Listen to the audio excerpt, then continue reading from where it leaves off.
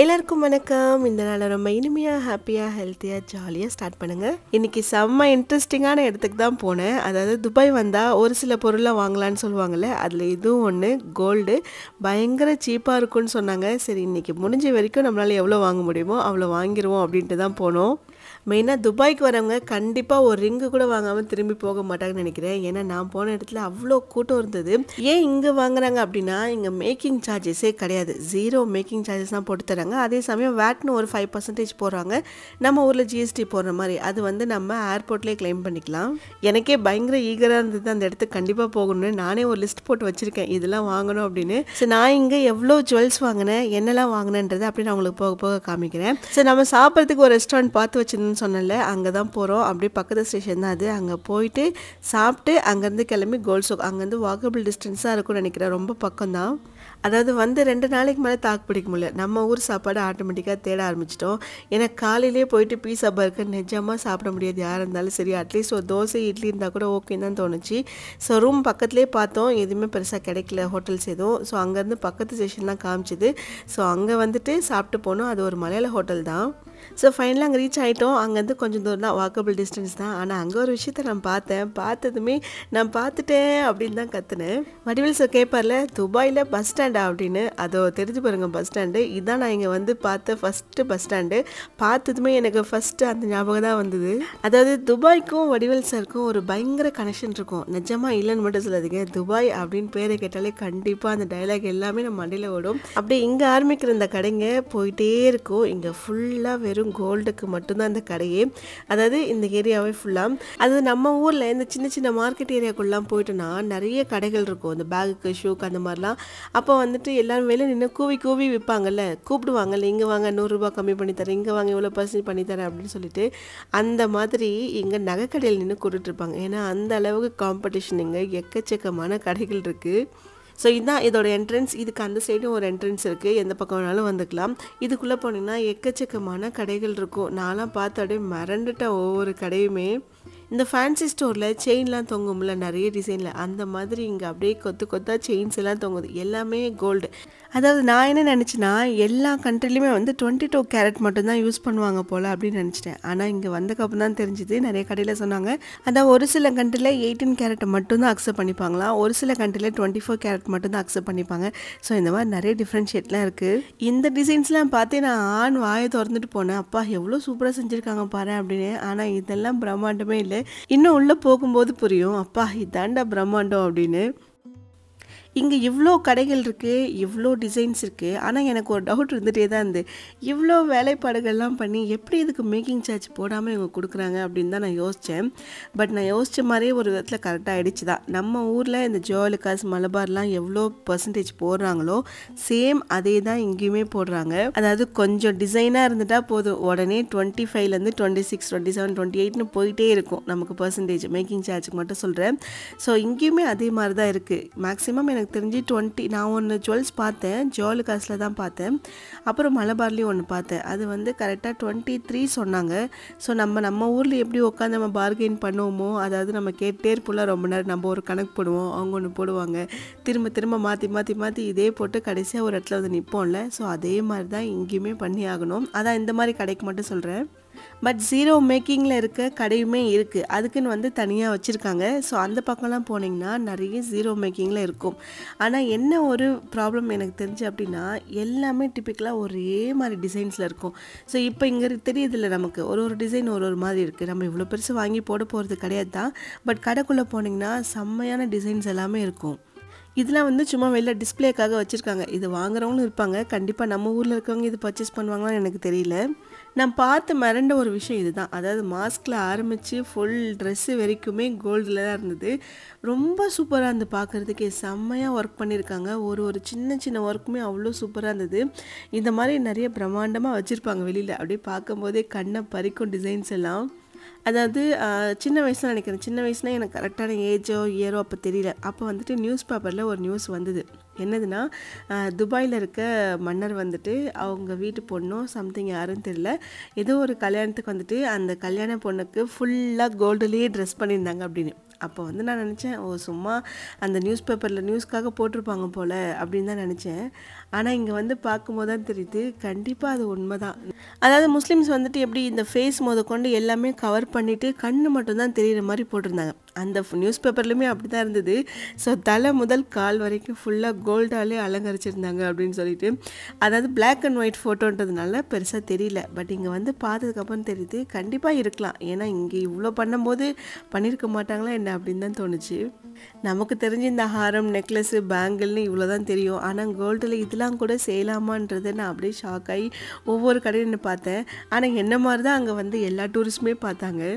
சரி, ஓகே, நம்ம என்ன வாங்கணும் அப்படின்றத பார்க்கலாம். நான் வந்துட்டு 2 தோடு மட்டும் தான் வாங்கினேன். ஏன்னா நம்மளை மாதிரி டூரிஸ்ட்டாக இங்கே போகிறவங்களுக்கு ஒரு பயம் இருக்கும். ஏன்னா இது வந்து நம்ம நம்பலாமா, ஜீரோ மேக்கிங்கில் கொடுக்கறதா வந்துட்டு தனியாக ஒரு கடை இருக்குது. ஸோ அவங்க வச்சுருக்கிறத பார்த்தாலே நமக்கு இது உண்மையாலே கோல்டு தானா, இல்லை 22 கேரட்டா, இல்லை கொஞ்சம் கம்மியான குவாலிட்டியா அப்படின்னு ஒரு டவுட் வந்துகிட்டே தான் இருக்கும். ஸோ எனக்கும் அந்த டவுட் இருந்தது, யாரை நம்பி வாங்குறதுன்னு தெரியல. அதாவது ஒரு தைரியத்தில் வாங்கிட்டேன். பட் வாங்கினதுமே எனக்கு என்ன தோணிட்டே இருந்துச்சுன்னா, போன உடனே வேலையாக போய் செக் பண்ணோம் அப்படின்னு தான் தோணுச்சு. அதே மாதிரி ஊருக்கு வந்து ஃபஸ்ட்டு போய் செக் பண்ணேன். பட் பியோர் கோல்டு தான், 916 தான். ஸோ அதனால் வந்துட்டு பயப்படாமல் வாங்கலாம், ஒன்றும் பிரச்சனை கிடையாது. இன்னொரு விஷயம், நீங்கள் இந்த ஜீரோ மேக்கிங் சார்ஜஸ் போடுற கடையில் எடுத்தால் தான் நமக்கு வந்து அது ப்ராஃபிட்டபுளாக இருக்கும். நீங்கள் போய் இந்த மலபார்லேயோ ஜுவல்காஸ்லேயோ எடுத்திங்கன்னா அங்கே கொடுக்குற பர்சன்டேஜ் தான் நம்ம எங்கேயும் கொடுக்க போகிறோம். ஸோ அதுக்கு நம்ம இங்கே எடுக்கிறது வேஸ்ட் தான் எனக்கு தெரிஞ்சு. நம்ம கொஞ்சம் அவசரப்பட்டு ஏதாச்சும் வாங்கிட்டு ஒருவேளை ஏமாற்றிட்டாங்கன்னா என்ன பண்ணுறது அப்படின்ற ஒரு பயம் எனக்கு தெரியாது. அது திரும்ப நம்ம இங்கே வர்றதுக்கு எத்தனை வருஷம் ஆகும்லாம் தெரியாது. ஸோ இந்த மாதிரி ஒரு 4-5 கடை இருக்குது. All items zero making charges போட்டிருக்காங்கல்ல, இந்த மாதிரி கடையில் போய் எடுத்திங்கன்னா உங்களுக்கு வந்துட்டு கொஞ்சம் ப்ராஃபிட்டாகவே இருக்கும். அதை நம்ம இந்த கவரிங்கில் இந்த ஹூக் மாடலில் போடுவோம்ல, அந்த மாதிரி கம்மல் இங்கே நிறையவே இருந்துச்சு. ஸோ அதில் தான் நான் 2 எடுத்தேன். ஹூக் மாடலில் ஒன்று, அண்ட் இன்னொன்று வந்து திருகாணி வச்ச மாதிரி ஒன்று எடுத்தேன். அண்ட் கூடவே ஒரு ரிங் எடுத்தேன். ஸோ இங்கே வந்து நம்ம ஊருக்கு கேரி பண்ணி போகிறதுக்கு கரெக்டாக நமக்கு லேடிஸ்க்கு வந்து ஒரு 40 கிராம் எடுத்துகிட்டு போகலாம். அப்புறம் ஜென்ட்ஸ் வந்துட்டு 20 கிராம் எடுத்துகிட்டு போகலான்னு சொன்னாங்க. அதே மாதிரி நீங்கள் ஒரு வேளை வேர் பண்ணிட்டு போனீங்கன்னா நீங்கள் எவ்வளோ வேணாலும் எடுத்துகிட்டு போகலான்னு சொன்னாங்க. அதாவது நீங்கள் காதில் கழுத்துலலாம் மாட்டிட்டு போயிட்டுனா ஒன்றும் பிரச்சனை கிடையாது, வேட்மே கிளைம் பண்ணிக்கலான்னு சொன்னாங்க. பட் என்ன அந்த பாக்ஸோடு வராது அப்படின்ற மாதிரி சொன்னாங்க. அதெல்லாம் கடையில் எனக்கு சொன்ன டீட்டெயில்ஸ் தான். ஸோ நம்ம வாங்கின திங்ஸ்க்கு மட்டும் ஏர்போர்ட்டில் வந்துட்டு வேட் கிளைம் பண்ணியாச்சு. அண்ட் ஒரு 5 days ஆச்சு அது நமக்கு அக்கௌண்ட்டுக்கு வர்றதுக்கு. அதான் நம்ம ஊர் நகை கடைக்கெலாம் போனால் துபாய் டிசைன் அப்படின்னு சொல்லிட்டு ஒரு செட் ஆஃப் டிசைன்ஸ்லாம் காமிப்பாங்க. அதெல்லாம் தான் வந்து இங்கே ஜீரோ மேக்கிங்கில் வச்சுருக்காங்க. அண்ட் இன்னொரு விஷயமும் கடையில் சொன்னாங்க, நீங்கள் கேஷாக கொடுத்தீங்கன்னா மேக்கிங் சார்ஜஸ் போட மாட்டோம், பட் கார்டில் பே பண்ணிங்கன்னா கண்டிப்பாக மேக்கிங் சார்ஜஸ் போடுவாங்க, ஒரு சில பர்சன்டேஜ் சொல்லியிருந்தாங்க. ஸோ அதுவுமே வந்துட்டு சொன்ன உடனே கையில் வந்து எங்ககிட்ட அவ்வளோ கேஷும் கிடையாது. அதை கன்வர்ஷன் பண்ணி நம்ம எடுக்கிறதுக்கு தனி சார்ஜ் போகும். அதுக்கு நம்மக்கிட்ட எவ்வளோ இருக்கோ அதை மட்டும் வாங்கிப்போன்னு சொல்லிட்டு தான் 2 தோடு மட்டும் கூட ஒரு ரிங் மட்டும் எடுத்துட்டேன். ஆனால் எனக்கு கமெண்ட்டில் நிறைய பேர் சொல்லிகிட்டே இருந்தீங்க, மறக்காமல் கோல்டு வாங்கிடுங்க, மிஸ் பண்ணுறாதீங்க அப்படின்னு. பட் எனக்கு இந்த டீட்டெயில்ஸ்லாம் கொஞ்சம் முன்னாடியே தெரிஞ்சதுன்னா நான் இங்கேயே கன்வெர்ட் பண்ணியாச்சு எடுத்துகிட்டு போயிருப்போம் கரன்சியை. அது பண்ண முடியல. ஸோ அதனால் இருக்கிறத மட்டும் வாங்கிட்டோம். ஸோ அப்படியே பர்ச்சேஸ்லாம் முடிச்சுட்டு அங்கேருந்து கிளம்பி மதியம் வர பிளான் இருந்தது. ஹஸ்பண்டோட ஃப்ரெண்ட்ஸ் எல்லாருமே இங்கே தான் இருக்காங்க, அபுதாபியில் இருக்காங்க. ஆமாம். ஸோ அவங்க எல்லாருமே அந்த டெசர்ட் சஃபாரி போகலாம் அப்படின்ற மாதிரி ஒரு பிளான் வச்சுருந்தோம். ஸோ நம்மளே புக் பண்ணதுனால பிக்கப் ட்ராப் பண்ணுறோன்னு சொல்லிட்டு நம்மளை அந்த இடத்துல வந்து பிக்கப் பண்ணிவிட்டு நைட்டு வந்து ட்ராப்பும் பண்ணிட்டாங்க. நம்ம போட்ட பேக்கேஜ்லேயே வந்துட்டு அது கூட இந்த குவாட் பைக் எல்லாமே இருந்து. ஸோ இது முடிச்சுட்டு தான் இங்கேருந்து டெசர்ட் சஃபாரிக்காக போட்டிருந்தாங்க. ஸோ அப்படியே போகிற வழியில் இங்கே கூப்பிட்டு வந்தாங்க. ஃபஸ்ட்டு போக வேண்டான்னு தான் யோசித்தோம். அப்புறம் சரி ஓகே போய் தான் பார்ப்போமே அப்படின்னு சொல்லிட்டு போயிட்டோம். இந்த மனுஷன் பின்னாடி உட்காந்து போகிறதுக்குள்ளே ஐயோ, நிஜமாக ரோட்டில் கூட நல்லா போயிடலாங்க, எவ்வளோ ஸ்பீட் பண்ணாலும் தெரியாது. ஆனால் இந்த டெசர்ட் மண்ணில் போகும்போது ஒரு மாதிரி பைக்கு இந்த ஆட்டம் ஆடுது, கண்டிப்பாக கவுந்துருப்போம்னு நினச்சிட்டேன். அண்ட் நல்ல வேலை விழாமல் போயிட்டோம். ஸோ எங்கள் 3 பேர் வந்துட்டு ஹஸ்பண்டோட ஃப்ரெண்டு அண்ட் அவங்க ஒய்ஃபு பசங்க எல்லாருமே பக்கத்தில் தான் இருக்காங்க. ஸோ அதனால் அப்படியே வந்துட்டாங்க. இங்கே ஒரு சில ஆக்டிவிட்டீஸ்லாம் வச்சுருந்தாங்க. ஆனால் இந்த இடத்துக்கு வர்றதுக்கு முன்னாடி அவர் காரில் ஒரு சாகசம் பண்ணார் பாருங்களேன். நிஜமாக என்னால் உள்ளே இருந்துட்டு வீடியோவே எடுக்க முடியல. கார் அப்படியே தலைகீழ உருண்டு வந்துருச்சு. அந்த அளவுக்கு அந்த காரை ரைட் பண்ணிட்டு வந்தார். பயங்கரமான எக்ஸ்பீரியன்ஸாக இருந்தது. அப்புறம் இங்கே வந்ததுக்கப்புறம் ஒரு சில ஆக்டிவிட்டீஸில் அது இந்த கேமல் ரைடு, அப்புறம் இந்த ஃபால்கன் பேர்ட் கூட ஃபோட்டோஸு, அப்புறம் இதுக்கு உள்ளே போனீங்கன்னா ஆடலும் பாடலும் நிகழ்ச்சிலாம் கூட இருந்தது. அண்ட் உள்ள ஃபுட் எல்லாமே நமக்கு இன்க்ளூடட் தான் அந்த பேக்கேஜ்லேயே. இது முடியறதுக்கே கண்டிப்பாக 10 ஆயிரம் இந்த உள்ள இருக்க ஆக்டிவிட்டீஸ் எல்லாமே. அதாவது எனக்கு இந்த டெசர்ட் பக்கம் பார்த்தாலே பயமாக இருக்கும். இங்கே கூட ஆளுங்களாம் இருக்காங்க, பிரச்சனை கிடையாது. பட் இந்த ஆடு ஜீவிதம் படத்தில் பார்த்த மாதிரி தனியாக கொண்டு போய் ஒரு இடத்துல விட்டால் எப்படி இருக்கும்? கண்ணு கேட்டின தூரம் வரைக்கும் வெறும் மணல் மலையாக தான் இருக்குது. அதாவது நமக்கு வந்துட்டு இந்த மாதிரி ஒரு சில நாலேஜ் கொடுத்ததெல்லாம் கண்டிப்பாக வீடியோ மூவி இந்த மாதிரி தான் நான் சொல்லுவேன். ஏன்னா நமக்கு அதெல்லாம் தெரியாமல் இந்த இடமும் நமக்கு தெரிய போகிறது கிடையாது. அண்ட் இந்த இடத்துல வரணும்னு நமக்கு ஆசையாக இருக்க போகிறது கிடையாது. ஸோ நம்ம வீடியோ பார்த்து நிறைய விஷயம் தெரிஞ்சுக்கிறோம். அண்ட் இங்கே வந்ததுக்கப்புறமும் நமக்கு வந்து அது மைண்டில் வருது அப்படின்னு காரணம் கண்டிப்பாக இந்த மூவிஸாக தான் இருக்கும். அதே மாதிரி டெசர்ட் மண்ணில் நிற்கிறதும் இதான் ஃபஸ்ட் டைம். ஆனால் இந்த மண்ணில் வந்துட்டு ஒரு சில மரம்லாம் வளருது தான். நம்ம ஊரில் இருக்க மரம்லாம் வளருமான்னு எனக்கு தெரியல. ஆனால் இப்போ தான் இந்த ஊரில் வந்து இந்த வேப்ப மரம்லாம் வைக்க ஆரம்பிச்சிருக்காங்க. அதாவது நம்ம ஸ்டே பண்ண ஹோட்டல் பக்கத்துலேயே வந்துட்டு அந்த லைனாக ஃபுல்லாக வேப்ப மரம் தான். நல்லா கொஞ்சம் ஹைட்டாக வளர்ந்துருச்சு. நல்லா மெயின்டைன் பண்ணுறாங்க.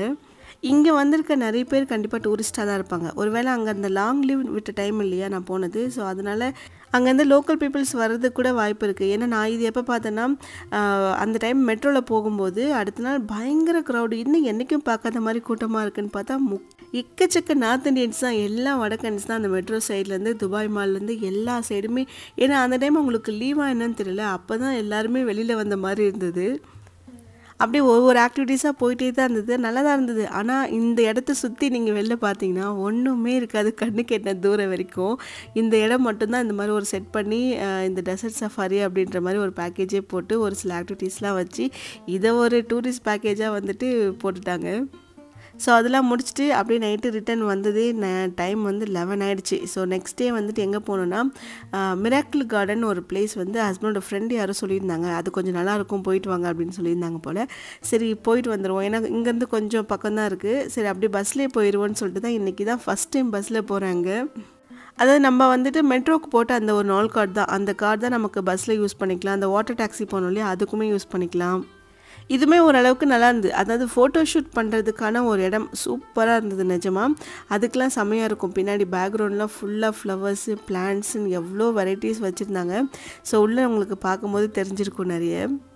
எனக்கு இங்கே ஒவ்வொரு விஷயத்தை பார்க்கும்போது நம்ம ஊர் நினச்சி தான் கொஞ்சம் ஏக்கமாக இருந்தது. நம்ம ஊரில் ஏன் இந்த டூரிசம்க்கு இம்பார்ட்டன்ட் அதிகமாக கொடுக்க மாட்டுறாங்க அப்படின்னு தான் தோணுச்சு. இதுவே கேரளா போனாலும் டூரிசம்க்கு நிறைய இம்பார்ட்டன்ஸ் கொடுக்குறாங்க. அதே மாதிரி இந்த ஊரும் பார்த்திங்கன்னா டூரிசம்க்கு இம்பார்ட்டன்ஸ் கொடுக்குறாங்க. ஸோ நிறைய ஊரில் அதை மெயினாக பார்க்குறாங்க. பட் நம்ம ஏன் தமிழ்நாட்டில் அவ்வளோவா பண்ண மாட்டாங்கன்னு தோணுச்சு.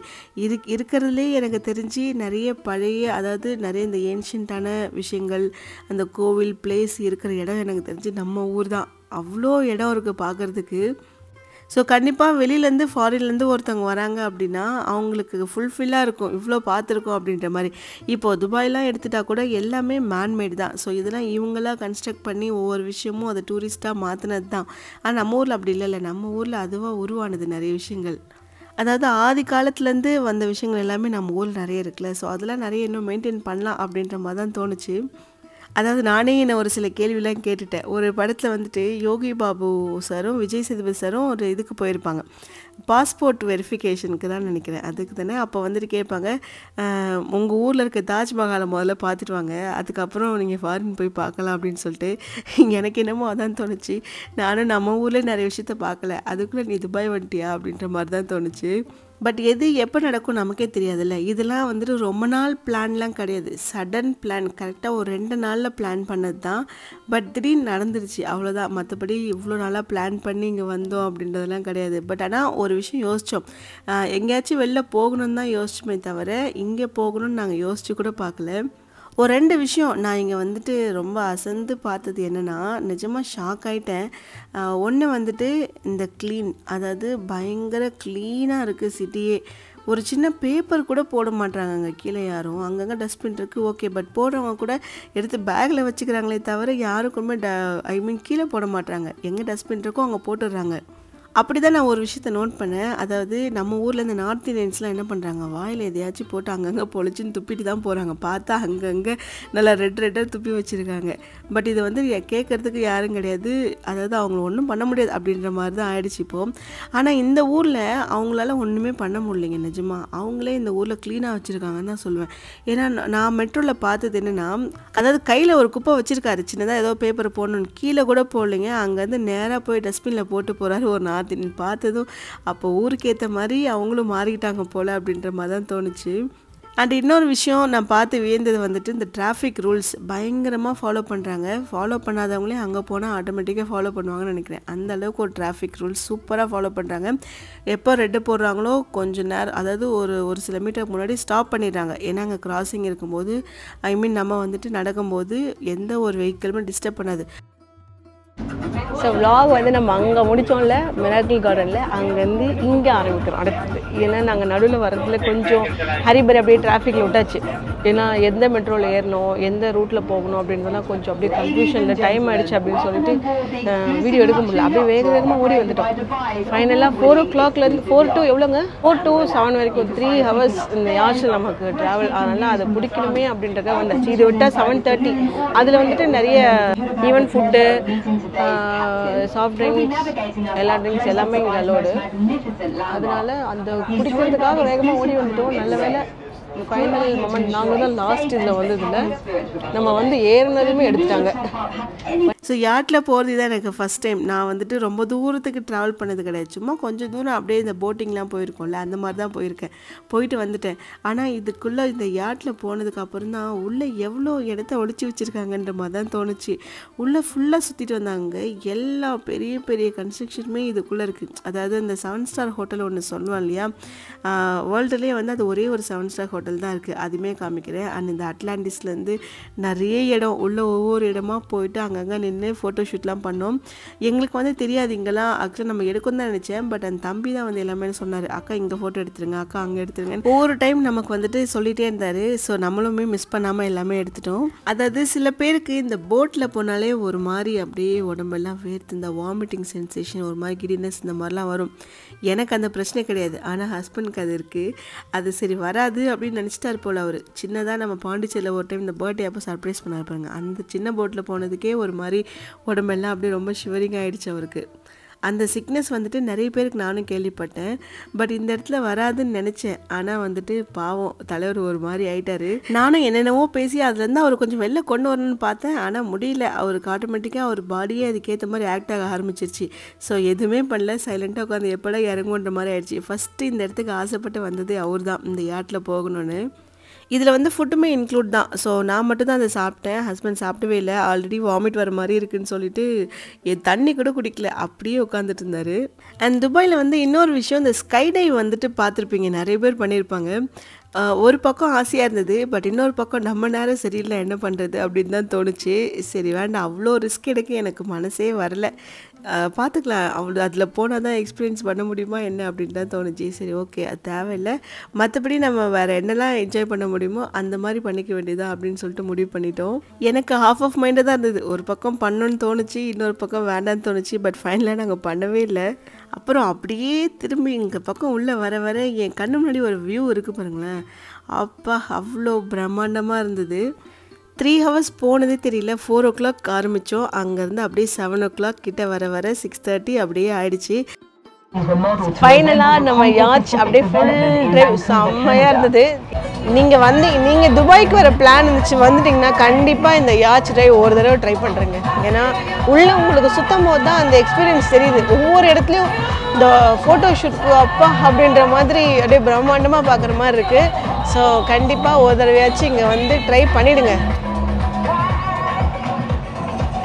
நான் உங்களுக்கு அந்த மிராக்கிள் கார்டனில் இருக்கும்போது காமிச்சேன்ல, அந்த மெட்ரோவில் வரும்போது நம்ம அங்கே தான் லாஸ்ட்டாக போகிறோம். ஒரு 7 star ஹோட்டல்னு. அதுதான் வந்துட்டு வேர்ல்டுலே ஒரே ஒரு 7 star ஹோட்டல். அங்கே உள்ள பயங்கர லக்ஸூரியஸாக இருக்குமா. நான் அது மட்டும்தான் இருக்கும்னு நினச்சேன். ஆனால் அதே மாதிரி இன்னும் நிறைய பிளேசஸ் உள்ளே இருந்தது. அங்கங்கே நின்று ஃபோட்டோ எடுத்துருக்கோம். நிஜமாக எந்த பேருமே எனக்கு தெரில. இதோட பேரே வந்துட்டு உள்ளே வந்துட்டு ரெஸ்ட் ரூம் அதை கொண்டு கோல்டுலேயே இருக்குமா. அந்த அளவுக்கு அந்த லக்ஸூரியஸான ஒரு ஹோட்டல் இது.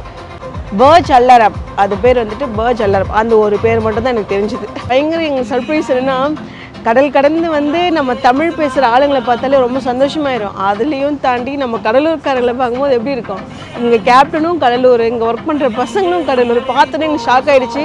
அது நம்ம ஊர் பக்கத்து ஊரில் ஒரு இந்த ஊர் அடுத்த ஊர் அந்த மாதிரி தான் இருக்குது கடலூரில். பார்த்தோன்னே பயங்கரமாக ஹெல்ப் பண்ணாங்க. நிறைய விஷயத்தில் நிறைய சப்போர்ட் பண்ணாங்க. அதாவது இந்தந்த இடத்துல ஃபோட்டோஸ் எடுப்பாங்க நமக்கு தெரியாதுல்ல. உள்ளே வந்ததும் இங்கே எடுக்கணும் அங்கே எடுக்கணும்னு ஆட்டோமேட்டிக்காக ஆல்ரெடிங்களாம் வந்திருக்காங்க போல் நிறைய டைம்ஸ். ஸோ அவங்களுக்கு தெரியுது இங்கே எடுக்கணும் அப்படின்னு. நமக்கு இதான் ஃபஸ்ட் டைம்னால அவங்க வந்து கைட் பண்ணாங்க. Thank you so much, had a great experience. Thank you so. அப்படியே எல்லாத்தையும் விசிட் பண்ணிவிட்டு அடுத்த நாள் வந்துட்டு அப்படியே ஃபேமிலிக்கு எல்லாருக்கும் ஒரு சில திங்ஸ்லாம் வாங்கிட்டு 9 o'clock நம்ம ஃப்ளைட் நெக்ஸ்ட் டே அப்படியே கிளம்பி ஊர் பக்கமாக வந்துட்டோம்.